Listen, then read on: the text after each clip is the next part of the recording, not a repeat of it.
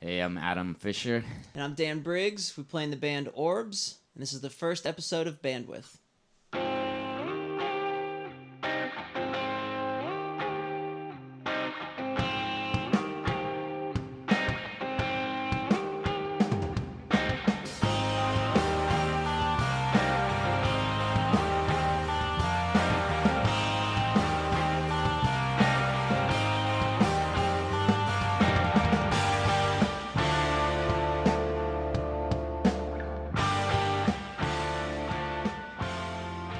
You're here.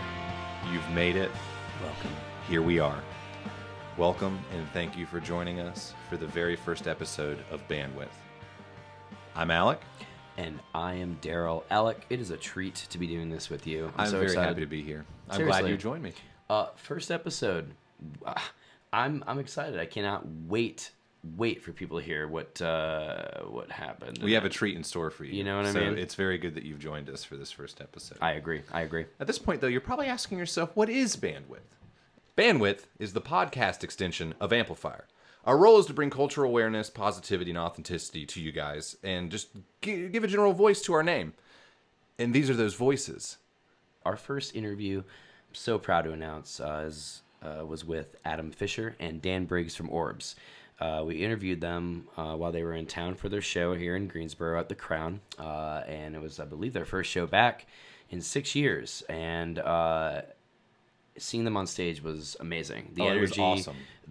How tight they were, the performance from everyone was just amazing. I was glued to it, man. What did you think? Yeah. I mean, just seeing them in that kind of element was so different because we've seen them in their other projects as far as Between the Buried and Me and Fear Before the March of Flames, and just that was a whole different element. Yeah, just a whole other beast. And it was great to actually just talk to them and see how, like, just normal dudes. They're just normal guys. Yeah, and they made the interview They for literally us. made it the easiest thing. We gave them the questions, and they went with it and gave us so much information, and it was the most sincere, awesome experience. And I'm glad that this is the first interview we're doing. Oh yeah, we were very lucky to have them. But first, it's time for Current.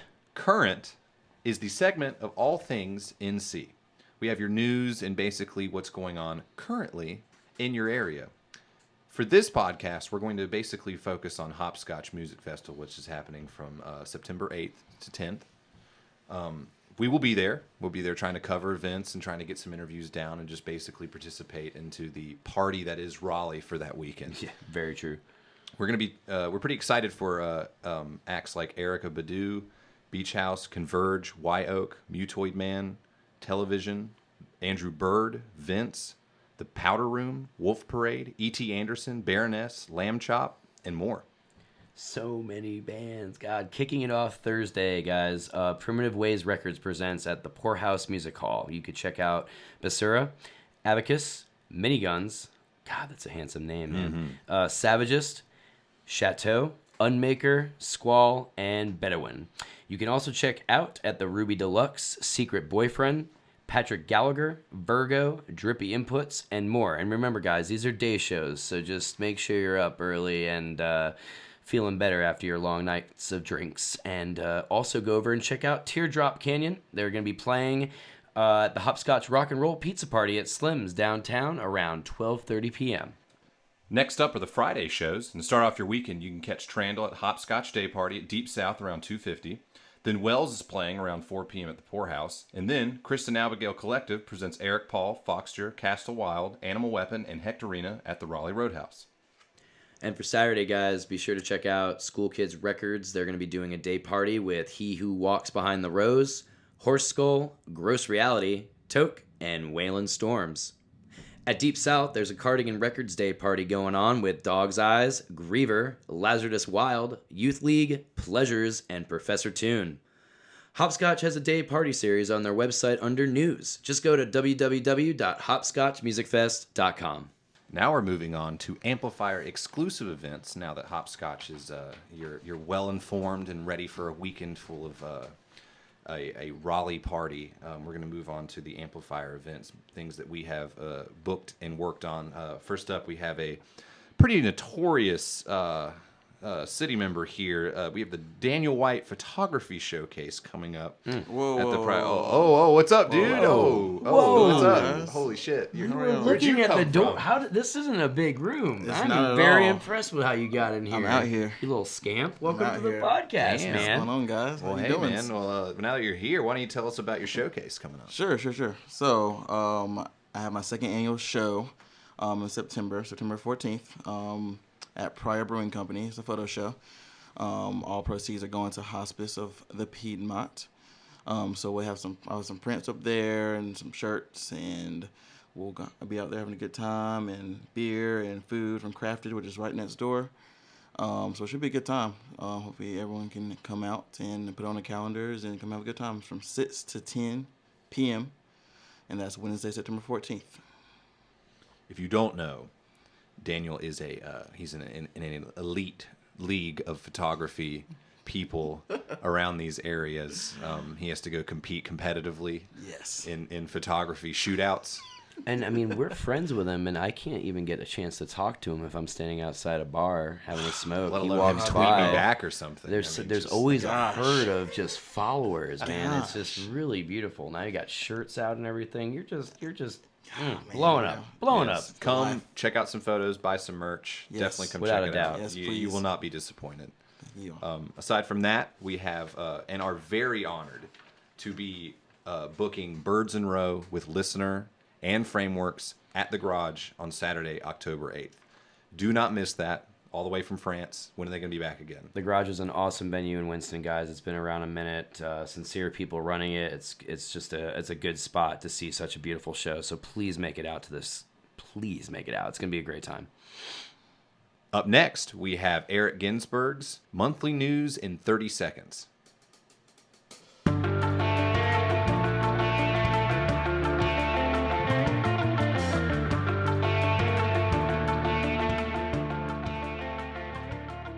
I'm Eric Ginsburg of Triad City Beat, and here's the monthly news in 30 seconds. A federal appeals court struck down North Carolina's monster voter ID law, which should lead to an expansion of early voting in the fall election, among other things. The NBA announced it would not hold the 2017 All-Star Game in North Carolina after state legislators refused to repeal the controversial and discriminatory law known as HB 2.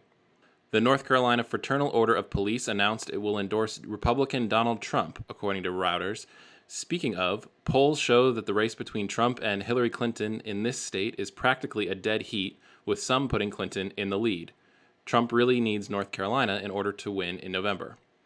And MTV is airing a new show called Unlocking the Truth that explores wrongful convictions. It focuses on 3 people, including the case of Calvin Michael Smith from Winston-Salem. For Triad City Beat, I'm Eric Ginsburg, and this has been the monthly news in 30 seconds. Now back to Alec and Daryl. Thank you very much, Eric. You take that, Pat McCrory. No hoops for you. Get out of here, That's what you get. Okay, so now we're going to move on to our static section, in which we read approved advertisement submissions in exchange for donations. These promotions will be advertising events, products, businesses, bands, and whatever other type of art you want to get out there. If approved, we'll be reading those on air during episodes and be sending you a PayPal link to submit donations. If not approved, we'll be sending you more information on submitting a new pitch that we can give for you that's more acceptable. Minimum donations will vary between $5 to $10. These donations will be given to CORDS, QORDS. What is CORDS? CORDS stands for the Queer-Oriented Radical Days of Summer and is a week-long overnight summer camp for queer and trans youth or youth of LGBTQ families, with special focus on youth in the South. Young people from ages 12 to 17 form bands and write songs to perform at the end of the week of camp and attend workshops on issues related to creative expression, gender identity, and sexual orientation. We chose to send these donations to Quards because Amplifier also finds creativity, empowerment, leadership, and confidence as some of the most important traits one should hold. We're proud to support Quards in their journey to express gender and sexuality and harbor an environment of self-expression and social change. For more information, guys, you can visit www.qords.org. If you wish to send an advertisement to us, please email us at bandwidth@amplifiergso.com. And we look forward to your submissions, and thank you very much for donating. Also, guys, if you want to reach us about anything else, I'm going to take a second to give you that information. You can hit us up on Facebook. It's Amplifier Zine. You can find us on Instagram and Twitter at Amplifier GSO. And you can also check us out at bandwidth at amplifiergso.com. And if you know what a hashtag is, Welcome to the new hashtag generation. bandwidth GSO. Do it up. So up next, we have our interview with the prestigious Orbs. We have Adam Fisher and Dan Briggs in for a wonderful interview that we were very, very honored to have them and that they share time with us. It's a real treat. We thank them very much for being on with us. Thank you for listening thus far into Bandwidth. We hope you very much like the interview, and thank you for listening. See you next time, guys.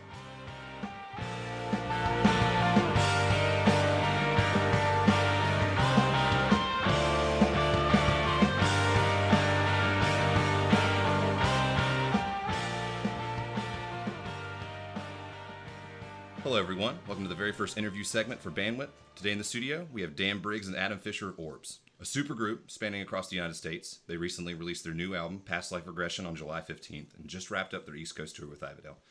Thank you guys for being here today. Of course. Thanks for having us. It's really great to see you guys, man. I want to dive right into this. I think it's been about 6 years since a full-length album and actually being in Greensboro. What spawned the album and how did everything come together? Well, we had kind of, we toured on that album, Asleep Next to Science, for really like a year before it came out. And then the year or two that it was out, you know, after it came out. And after that, I think there was just kind of like a natural break that, you know, any band will kind of take. And it just kind of happened that I felt like when we took that break that... in our own individual lives, at least between me, Adam, and Ashley, we all kind of went in like 3 different directions. I think you moved out to Long Beach after that last tour because you were still in Colorado. So that was a big thing. Ashley was really getting set up in LA, and then that summer I started Trioscapes, and you know the BT Bam train was still running, and it at least for a solid year, there wasn't like Orbs talk. Really? Yeah. After that one tour, we kind of just dropped it a little bit. Yeah. We had a rough tour out west, and we had to rethink things. But really, we started throwing out some song ideas. I mean, stuff had been kind of around for this album since before the first record came out because we wrote that one real quickly, and then it was kind of another big weird waiting cycle for recording it and then putting it out.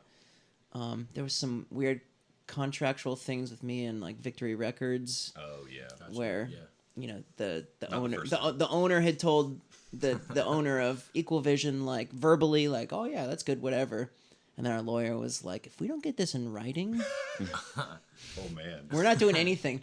And so we just kind of waited. We didn't think there was a big need for a rush, so there was some music that was around that became like El Burro, the last song on the record, and really the first 2 tracks, Dreamland 2 and Death is Imminent, those were early guys as well. Yeah. Yeah. It was the coolest thing is that it did take a long time, but I got to like sit on them and be like, oh wait, those lyrics suck or this melody sucks. So like 3 years later I go back and I'm like, okay, this is better, I think. it was a slow bake for everything. Yeah. Which is so the opposite of really how I like to write music. I like it to like capture that time in your life when you're focused on something, you know, and then move on, because otherwise you could just go back and forth, editing, re-editing, rearranging for forever. Yeah. But I'm like excited about the songs that we actually did rearrange. Yeah, but and I whatnot. think like the third track originally was about walking around Boston drinking a 40 and watching aliens attack. Yeah. And so I was like, I'm glad I rewrote that. I still want to hear that though. That's the B-sides there. Well, I guess before we get into any more of composition-wise for this new album, I want to talk about the lineup that you guys have listed. On the internet, it says a 3-piece. Would that be officially what it's considered composition-wise when you guys write? Or is there more collaboration involved? Yeah, when we write, for sure. Musically, it's kind of the coming together of mine and Ashley's brains, and she's just been like a great balance for me over the years. I mean, when we wrote our first record, it was 2007, and it was right after BT Bam had released Colors. Mm-hmm. Like, I had just gotten out of the studio, and Adam was in town recording on that record as well, doing some vocals, and I was all abuzz from that session, and Ashley had just happened to reach out, and so I was amped to keep going, because I knew it'd be at least 2 years before we wrote New Between the Buried Me music, and, you know, she was coming from this, I mean, black metal world, but all the stuff that she was writing was very, like, heavy classical stuff, big thunderous, like orchestral shit, and I was very excited about that, and was kind of like, well, this is kind of my thing, and this is how I would view that, and it was just an interesting coming together of kind of people that were in two different places but had some common ground, and at that point back then, I was really trying to get her into more long-form compositional writing, and she was kind of wanting to do more of like musify everything. You know what I mean? Like kind of like shorter and more structured. And it was a good balance. But I learned so much from doing that and from her. And then when we did the second record, I kind of had that in the back of my head while I was writing. You know, and instead of something being 10 minutes long, it became 5 or 6 minutes long or whatever. And then, you know, the songs just take on a different life once Adam gets to them too. Oh yeah. You know. In a good way. For better or worse. No, always for better.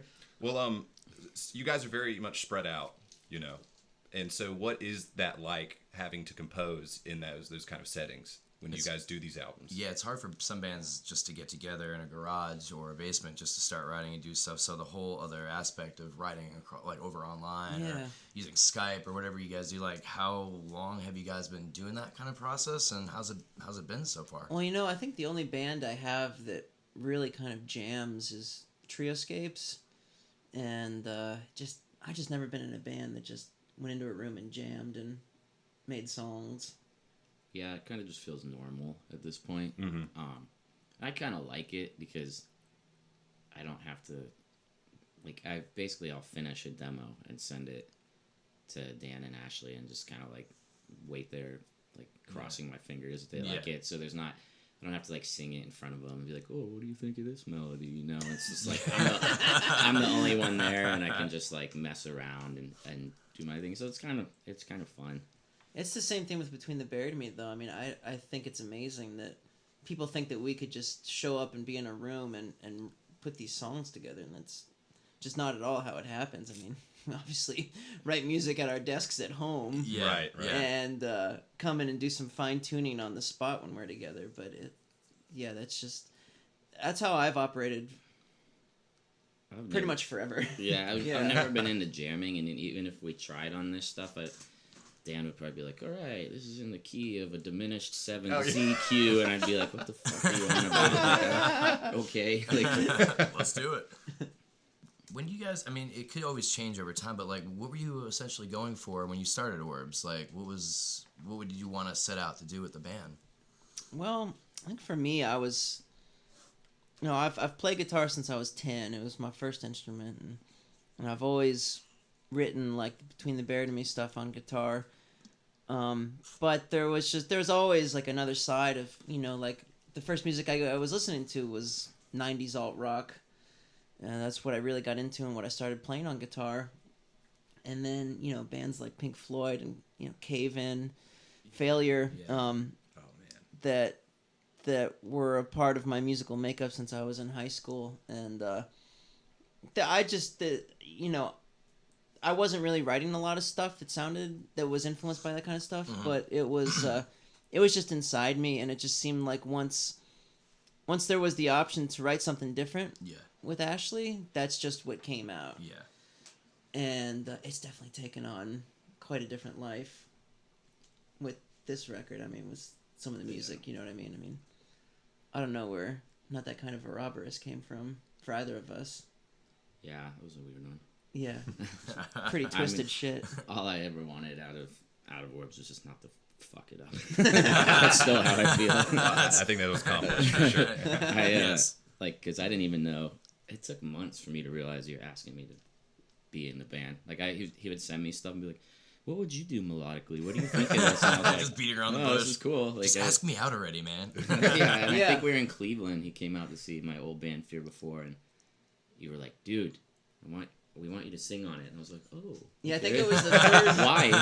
It was like the third demo at that point. I think it might have Yeah. been Lost at Sea, and I was like, so because Ashley and I are just like sitting there, like, does this guy want to do it or not? Do we have to find a guy? Like, this is gonna be, God.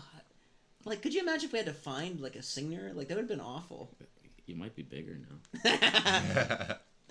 So I guess in that respects, referring to your older projects, do those have any kind of weight in the compositions that you make now? I mean, you have Dan, you have Between the Buried and Me, Trioscapes, you have All Human that just released a record right now, Adam, and did that weigh any on both, I guess, the older record and this new record as an evolution? I mean, did you bring any of that to the table? Are you thinking about it? Nah, I think you always learn from a writing session, and from other people that you write with. So, like, there's things I learned from Ashley that I've implemented in Between the Buried and Me over the years, for sure, in our arranging, and stuff that I have learned from the last few Between the Buried and Me records that came out in between our albums, the Orbs albums.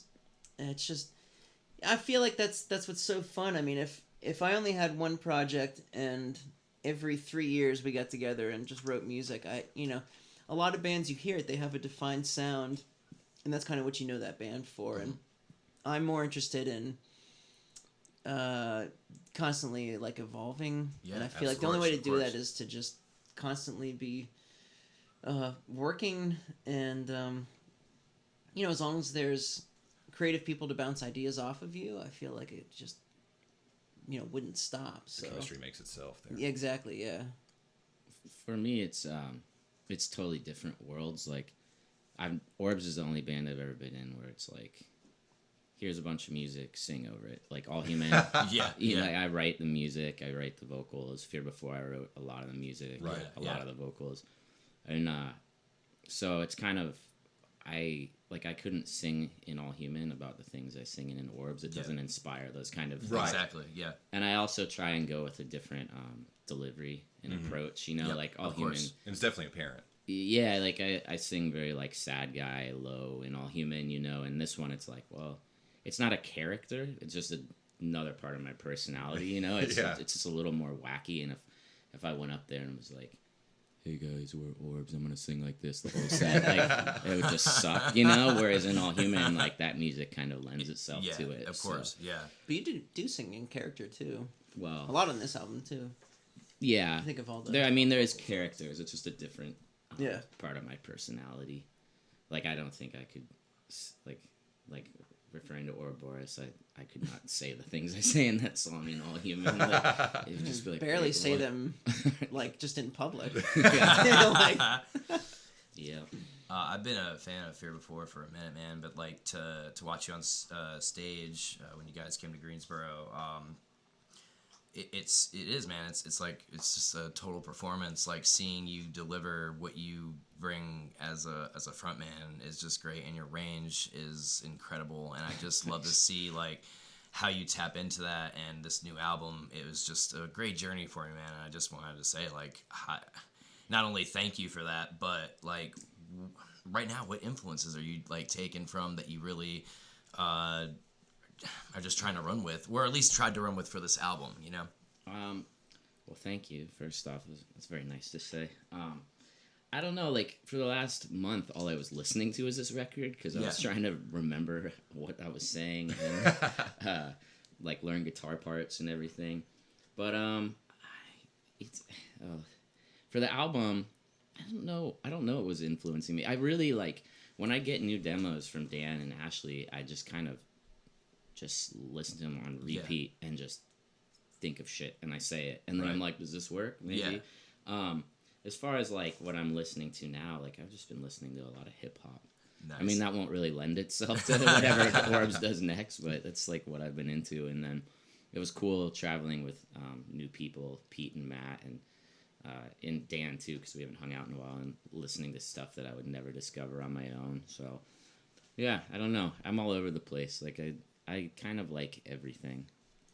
I mean, I even made them listen to a Robin song in the van the other day.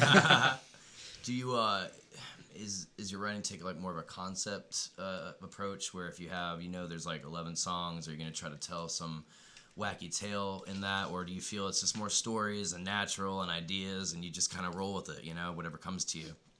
It's usually whatever comes to me. However, like this Orbs record, they just kind of happen to tie in like the themes.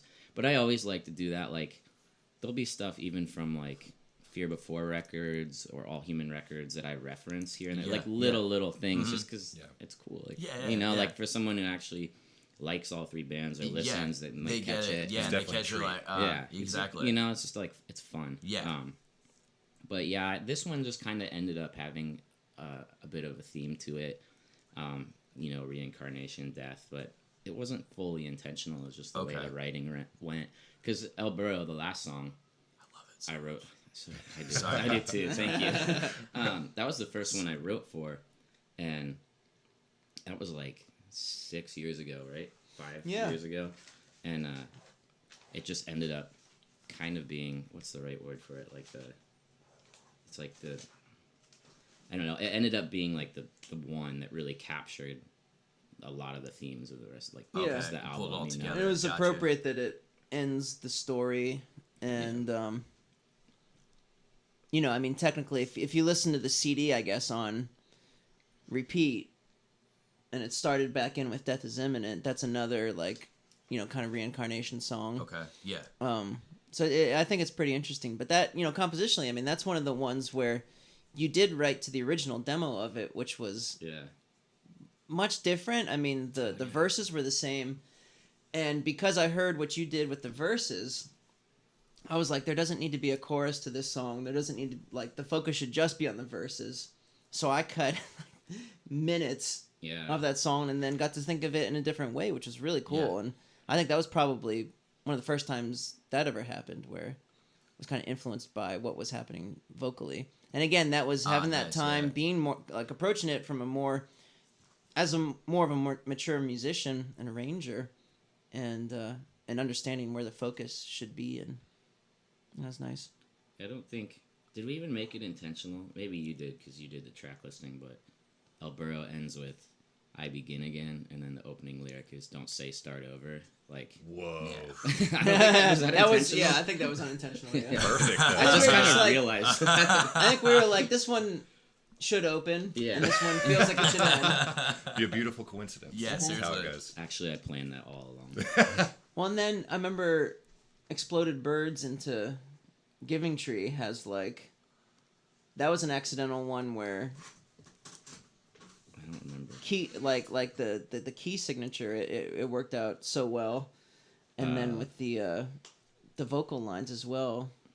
I don't remember. What's the I signature? think we've wasted some years, Right. and then into Was not our choice. yeah. I thought that was interesting. Basically, we're really smart, right? That's what they're saying. Yeah. I'm gonna write that down. I guess before we get off completely, I want to ask one more vocal question. And just, you take a lot of influence personally from me listening to the album. Sometimes you hear Mike Patton. Sometimes he brought up, you hear that Trophy Scars section. Yeah. And there's so many different, like, I mean, you said a character was a great way to describe it. Is that's it's almost narrative when you follow the vocal styles and all of that. Do you have those kind of things in mind when you're doing it, or is it a very spontaneous thing? I mean, like, how are you getting into that? A lot of it's spontaneous. I mean, like I said, it's just like another part of my personality. But the music to me is so theatrical that exactly. I can like. Really, I can do whatever I It want. works for you. Yeah. I mean, it totally caters to that. Yeah, and so like I just kind of do it. I mean, there was like the section in Exploded Birds where I sing like real low and weird at the end. That was Dan's idea, but mostly I just do it. I just kind of see what works, and I don't know. I do it in my room by myself, and my poor dog hates when I sing. She does. She runs. She won't. She can't stand it. But yeah, I just kind of go for it and see what feels right for the part. Right. You know? Awesome. Yeah, I was telling Adam yesterday, man, I was like, I love Trophy Scars, and when I heard that part on Exploded Birds, like, toward the end, and I was just like, I had like, this very Tom Waits, like, raspy feel, and I immediately was like, dude, and I went and listened to, like, some Bad Luck. I was like, man, I knew All Human had some of that, and I brought it up to Adam, he's like, no, it was me, man. I'm like, oh, I'm an idiot. Yeah. It feels stupid. I was like, dude, it was so incredible to see that it was tap something into again it. that It was was beautiful. based off the lyrics, because it just sounded so, like, it just sounded like such a bummer, you know, and seemed like it'd be cool to have like this old man kind of like reflecting on his life, and especially with the major switch that happens musically. It's almost like an A and then a B feel, like that instrumental totally right makes you after feel it like too you, is so beautiful, you know? man. Just a coast, like right after that part. Oh, Oh thanks. man, it's just I totally get what you're saying with that. That's awesome. It does Gotta play definitely. that one sound live theatrical. next, I guess. I wanted to. You said it was too technical. We had to. We're gonna next time. Move on. We had to ease And the that's guys what in. you You know said. what I mean? Yeah. That was throw- your piece. Don't want to throw too much at. Don't want to throw too much at the other guys. Well, let's move on. Let's talk about tour. And I mean, as a three-piece, how do you go about choosing your live arrangement and going through, you know, re-representing the music in a live setting? Yeah. Well, I mean, you know, so we wrote the first record the same way with the three of us, but you know, Chuck, our bassist, Chuck Johnson, you know, Right. who's a Greensboro native as well, you know, he's just one of my best buds, was obviously, you know, I was like, if you know, you can do this. I remember we went up to my room and we were messing around and showed him just the bass line and Megaloblastic Madness, and he played it, and I was like, yeah, you want to play with us? You know? Yeah. And he was down. You know, the thing that's so great is that he adds kind of like he can do a lot of the yelling and screaming and stuff, which Adam doesn't want to blow out his voice. Yeah, I make him do that. Yeah. Much to his Scream chagrin. boy. Exactly. So, you know, even though there was a break period and stuff, I mean, you know, knew he was always going to be on board to do it, which is great. And then, you know, Matt on drums, Matt Lynch, I mean, he's my rock, dude. I mean, he's in Trioscapes with me. Okay. Okay, that's And okay. yeah, and then he tracked on the new record, which we recorded just down the road at Legit Biz, Oh, yeah. of course. Yeah. And then you know, took up to Philly to mix with Will Yip, but you know, he came down 3 years ago and tracked that, and he tracked the 7-inch we did. So it was like he's been involved for years, and you know, it's just when the live thing came, I just didn't, you know, It was an obvious choice. it was obvious, you know, and he was just like ready. He was just like, yeah. Yeah. Like, Of obviously, course. I'm ready to go. Let's do it. And then our keyboardist Ashley, in this 3 years since the album was recorded, she got married, and she's got like a 1-year-old at home, Oh wow. Yeah. and you know, he's got some like rough allergies that he's dealing with, and it's just, you know, you just can't get away with a 1-year-old. You know, I think yeah. especially if you're the mom, you know, Life 'cause- very much happens. yeah, exactly. And so, you know, she was so excited about the record coming out, Yeah. and sad to not be able to do shows, but totally gave us our blessing Right. to play, to you know, promote the album and do the work and stuff. And our buddy Pete Jones came over from England to do it, and he's in a new band with Matt and I as well, and we tracked in January. We got this new like fusion thing going on, and so I knew he'd be able to do it, and Yeah. I basically like needed to find someone that could do it without needing like the notation or anything. And he kind of took it to the next level by like, not only did he not ask any questions, he like found a way to like impeccably represent every sound by using, you know, like his Logic plugins and all the MIDI sounds in there. And It's because he's a physicist. he's a He physicist. just knows things. He's just, wow. yeah, yeah. Theoretical physicist at that. Yeah, he's finishing up his doctorate Wow. right now, and but he was like, you know, classical and jazz pianist before he started school, and so now he just, all he wants to do is get back into music. Oh, So for sure. so I'm excited to, you know, get our group off the ground, but like it just was an incredible asset for us to have live. I mean, just And thankfully, we were practicing at the over at Legit Biz for a couple days, and thankfully it all came together. It's just like everyone knew their shit and came in having practiced, and then we just started playing, and it's like, okay, let's just play There this we a go. bunch and Yeah. make it feel comfortable. So Yeah, I mean, it was flawless musically and everything last night. Oh, I mean, awesome. Yeah, well- because it was interesting seeing. 'Cause, I mean, I know you guys can perform. You know, I've seen you in your separate projects perform. I mean, it's just always good. But then wondering from a 3-piece, how is this going to be represented live? The Yeah. instrumentation is just, it's all there. Yeah. Thank you. Yeah. Thank you. Yeah. It's very impressive to see that kind of come together, especially for people who weren't involved in Yeah. the writing of it. You know. Well, definitely, after a couple shows in, I think we started feeling good too. It was just feeling comfortable on stage again. Of course, playing yeah. guitar and Fall stuff. back in that groove, for me. But it felt great. Back with tour as well, like I don't know if it was for Between the Bear and Me or for Fear Before or anything. Now, do you guys have a lot to say with the bands you pick when you go on the road? Ividel is an amazing band, great dudes. I've seen them plenty of times. I didn't know how that came together or how you boys cross paths for this little tour. Well, it's always a toss up, probably with the other bands. Like I'm sure there were Fear Before tours where, you were able to bring bands out and stuff, and we have that in Between the Bear and Me as well. But the thing that sucks is, at a certain level, there's a lot of like politics that get involved, and Yep. for us in like Between the Bear and Me, we just I think we'd be most stoked constantly bringing progressive rock bands from Britain over or from wherever or Scandinavia, and our manager's like, yeah, that's cool and all. What do they do in the States? And you're like, well, I don't know. Maybe no one knows then, Yeah. but who cares? But, it becomes this balance game of, sending bands to our manager, and he's like, okay, well, how about this band? And you're like, yeah, okay, that's cool. And, Yeah. and it just works out, and you work something cool out. But for this run, I had talked to John from Ividel just about doing some stuff in the South with us, and then us continuing up north. I'd almost pictured just playing with bands regionally, Right. bands from up there, Yeah. do some stuff with us up there. And he was like, well, we're trying to do a summer run, and well, let's just do it together if that's cool. I'm like, yeah, definitely. And we have the connection with working at the Biz together with Chris. Oh yeah. And I'm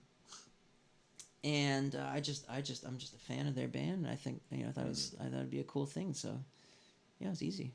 That's awesome. Do you guys find on tour that you're able to find progressive acts such as yourselves that you play with, or is that a few and far between kind of thing? It's very interesting to see What shows up? promoters Yeah, fill us with. we got some good bands for you guys. Wait till you see them. Don't worry. There weren't too many like metalcore bands. That's good. There's a couple. There were a couple. It's a toss up. I mean, Yeah, Yeah. yeah. Kind of a new basket every time. That was so snobby. what? Laughing. We were laughing. What? Music I mean, you guys have snobs. very specific Oh vision. no! Well, no. It's just I think some promoters probably think, okay, it's people from Between the Bear and Me or whatever. Exactly. So, I mean, when we had the Cradle of Filth tag attached as well because of Ashley's time with them, Yeah, right. it was very interesting. Yeah. So I mean, that first album, I think when people looked at the promo sticker, they were like, what does this band sound like? Because you had, oh my god, people from these bands, but they're playing like space, like classically infused space rock or whatever. Like you're just like, oh, this is a marketing nightmare. But I still think we should have gone with a sticker that had that quote from that one review. It said, the vocalist sounds like a drunken Billy Corgan. Adam Fisher displays he does blatant displays of vocal retardation. And I was like, right? Make that a patch, dude. Yeah. Oh my god. it was pretty We were good. just reading Wow. that, just dying, laughing. I was like, let's put this on the album. Like, I all know. right, like, perfect. The right people will come. Yeah, exactly. But I think it's important to take people on the road that help kind of get a, I just feel like it says a lot about your band, kind of who you take out on the road, and you want to, if it's someone that's new to your fans, you want it to be kind of relevant and exciting to them, Of course. and you want the package to kind of like mean something and be something that you're into as well. Yeah, without a doubt. just to wrap that up. On stage, Adam, at the show, you were talking a lot about Greensboro and just gave a lot of love to the city here. And just want to know, like, I think you said it was about 6 years since last time you were around here. What do you love about Greensboro, man? Like, what keeps you happy when you come around here? I mean, I love the climate, honestly. I love, I come from totally different part of the country, obviously Long Beach, and it's so green, and there's a vibe down here, and then on top of that, it's like coming home almost in a way now with Dan and Chuck and Chris and all these friends, and I mean I have history here now, having done records here and touring through here, and there's just always friends around, and I mean my family used to vacation in North Carolina because I grew up in Ohio, so we'd go to the Outer Banks and stuff. And hell yeah. So I just love it. I love this place. That's awesome. Except it's so hard to find unsweetened tea. That's my one thing that drives me crazy. That's the South right there. Yeah, making it hard on you. Yeah, and people get mad when you like. They question you. Yeah, I asked for unsweetened tea when we were recording the last record, and it was at a gas station, and the lady said, "Only people around here that drink unsweetened tea are geriatrics and diabetics." And I was like, "Whoa, all right, Strong opener." Yeah, really. My bad." Nice to And meet then you. I walked out, and I guess she's like looked at Dan or Chuck and was like, "What's his problem?" Who's this guy? Get him out of here. Pretty good. But other than that, I love it. I love this place. So I love sheets too. Oh Oh, yeah. right, yeah. Seriously. Let's abandon all this. Let's talk about this for a sec. I could. Yeah, seriously. Can we talk about It's the in future bold. I like that. of Orbs? Like what you guys see? Is there going to be any more stuff soon, or is it going to kind of be a? We're actually just kind of talking about that this week. We're just like, man, what can we do next?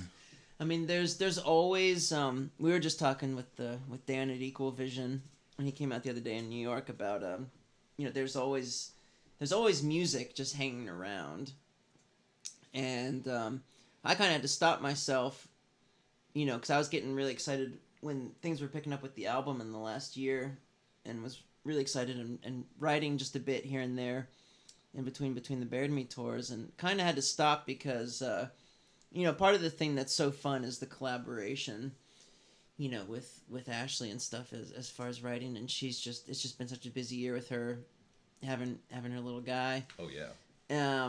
But she's really excited and wants to write music, and so I think the thing for us is with her having her kid is that we wanted to be able to tour, put in the legwork for a time when it makes sense for her to be able to join back up on the road, and so for us it's just there's still more music to play, there's still more places to play, and we'd like to get out there and do it as best as possible.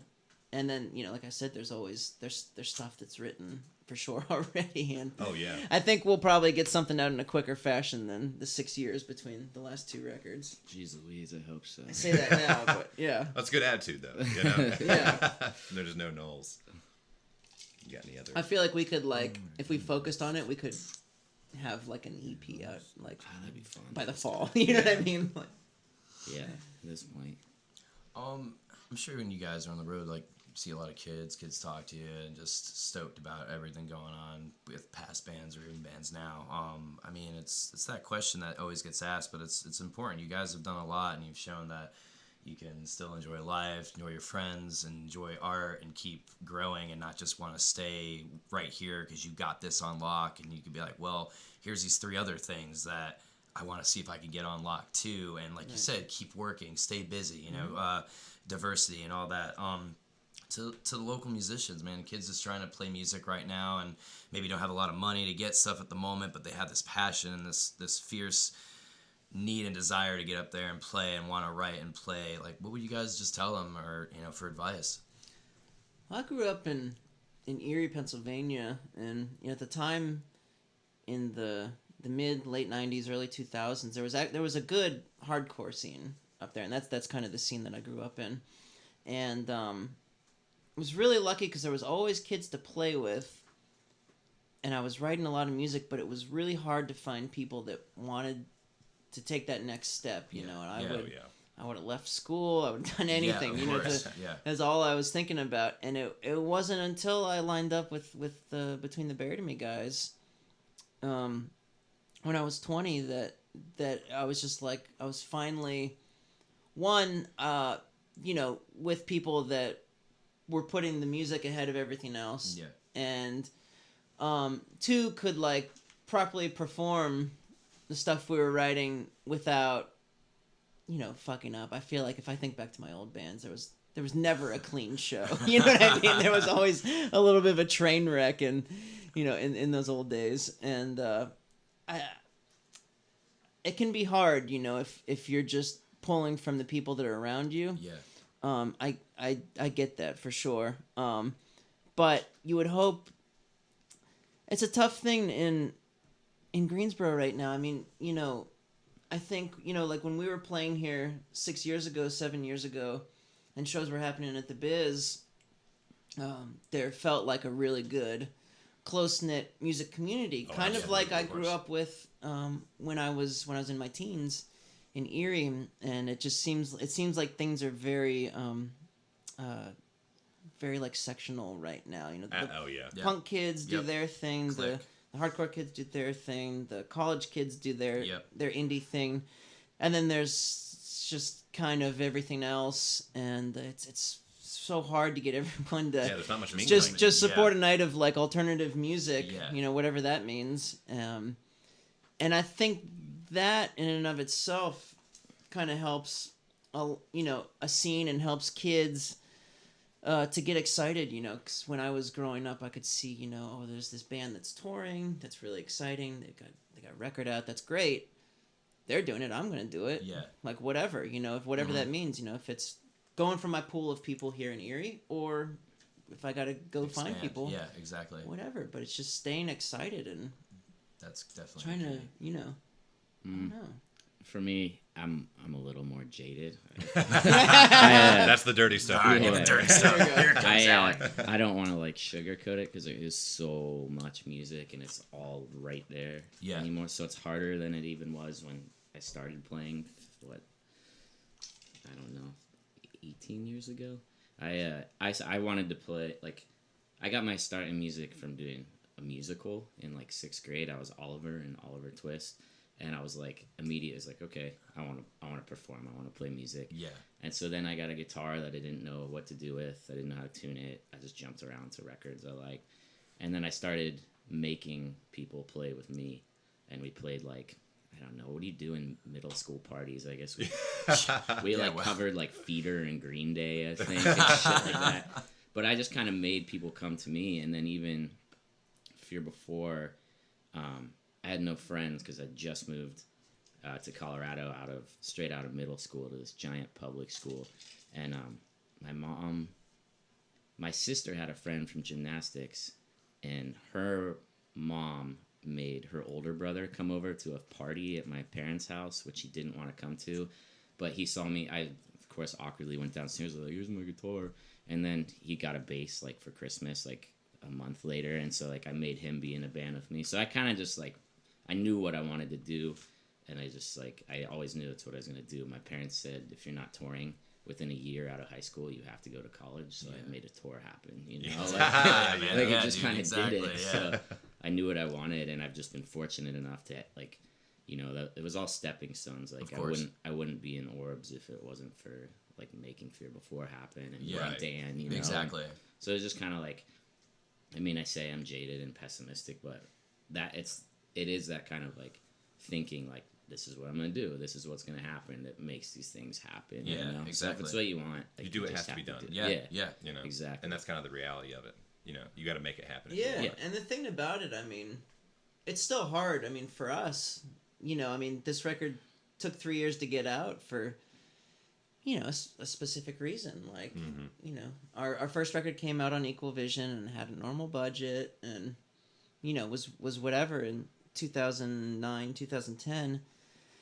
And then flash forward a couple years, and it was, you know, we didn't have a signed contract with them, and things were just kind of in the air, and not in a bad way. There were great relationship with them. They supported us a lot, but we kind of were like, well, we've got this thing, and maybe we can just do it ourselves, at least, produce it ourselves and see what happens. And, the timeline for that, I mean, everything took longer. There's far more expenses, in the end than you kind of imagine, to really do it properly. I mean, it's tough. It's really hard. Yeah. And, thankfully they kind of came in the end and helped us produce the physical product of it. Yeah. And distribute it. So it was kind of a good marriage of, doing the production and all that aspect of it aside, and working with Will and everything, and then being able to use them as a resource for distribution and et cetera. But even still, as far as like the next step in touring and stuff, it's like I think it's hard for us to, get on people's radars as someone that's an option to take out on the road. It's like we've been doing it for so long in our lives, and now we're trying to do it with something new. Yeah. And so you're trying to get that across to people that it's a fun thing for us to do, but we want to do it, as best we can, like let's get us an opening slot, we'll do it. So in that regard, I feel like it's we're at the same level as bands that are trying to still figure it out, and we've got a couple like legs up just with people helping along the way, and having support, and I think you'd hope that bands just wouldn't get bummed out and break. I mean, we've all seen local bands that you think are good, are great, and just when it seems like it's about something might happen, and then they just kind of disappear, and that's a bummer, So yeah, you'd hope that people would stay excited. I don't know. Yeah. I don't think there's like one person that has come out to a show and seen Orbs and maybe bought a record or a shirt and realized like how much footwork went into it on Dan's part, like to just like put together a tour to get the album released, to like fly out to do vocals in one state and do the rest here. Like it's not easy. Like probably people assume because it's dude from Between the Buried and Me. He knows me. He's got this. Yeah. They probably think it's like, this is easy. Yeah, it's not. Man. Like Dan is put in so much time to make that happen. It's because what he wants. It's what we want. You just have to fight for it, I guess. Which I think that's the important part about it all. Yeah. That's what makes it all worth it. Exactly. Yeah. It's never handed to you. Yeah. No way.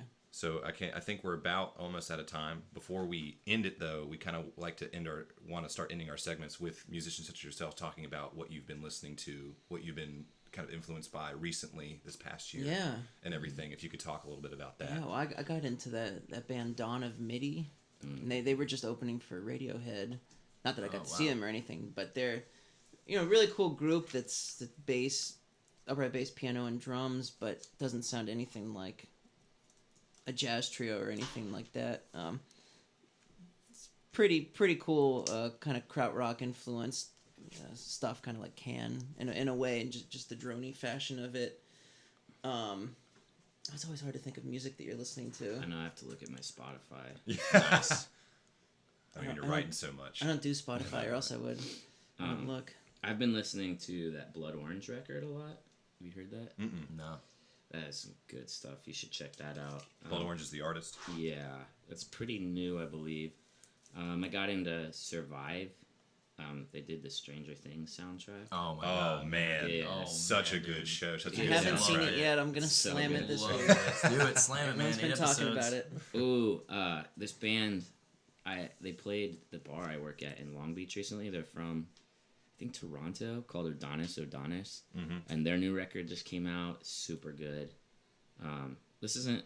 I think this record came out like a year and a half ago because my friend was making fun of me for just getting into it. But Vince Staples, he's like a hip hop artist. Okay. Really good. Yeah, stuff like that. I mean, I'm always listening to like the classics too, like Botch and Third Eye Blind. There you go. I know everyone thinks that's weird. You got to say them like that in that order. I think. Yeah, right. That's really. Yeah, it's with newer stuff for me. It's kind of hard. I mean, there is so much, and and you kind of got to dig a little bit to find something that really Oh, definitely. It's true. evokes a certain thing for you. And then there's just so much music from past decades that I still. If you live could with. expand upon that too, because I mean, there's plenty of new stuff, but I find myself as I get older, I still keep digging back. Yeah, I love And the find just Oh keep yeah, stuff. well, seriously, that's for very me, I true. mean, an artist like Zappa, Oh, yeah. there's so much to the catalog, but even you can't listen once and take it all in. So Oh, it's Of course. Totally. I think with so much of that music, it's kind of like a nonstop source of education. You're just constantly taking it in, hearing new things. I feel like you could almost listen to it in a way like when I was in school, and they kind of teach you how to listen to symphonies or whatever. You Yeah. know, and I feel like it's the same kind of way, breaking down the sections. And it's for pleasure, but you also, as a musician, I mean, there's also an educational part of listening to music, Yeah, that's very true. that's exciting, Oh, yeah. So yeah, I don't know. I wish I was What else? listening to the new Frank Ocean that was Yeah. supposed to come out on Friday. So bitter about that. And there's a ton of people that are bitter about that. Oh yeah. I am one of The them. internet was not happy. Not a happy internet. I'm one of those people. Well, this has been Adam Fisher and Dan Briggs of Orbs. Their new album, Past Life Regression, just released about, like a month ago, I'd say? Back in Yeah, a July. couple weeks ago, yeah. Yeah, I guess about a month, yeah. So go check that out. And thank you guys very much for being here with us and taking this time for us. You guys, Yeah. you guys were a delight and quite handsome. Thank you so much, yeah. man. Seriously, appreciate you guys being here. And Thanks, good luck guys. with everything, man. Thank you. Seriously, Thanks, guys. thanks so much. Appreciate it. Yeah. This has been Bandwidth. Thank you very much for listening. Bye.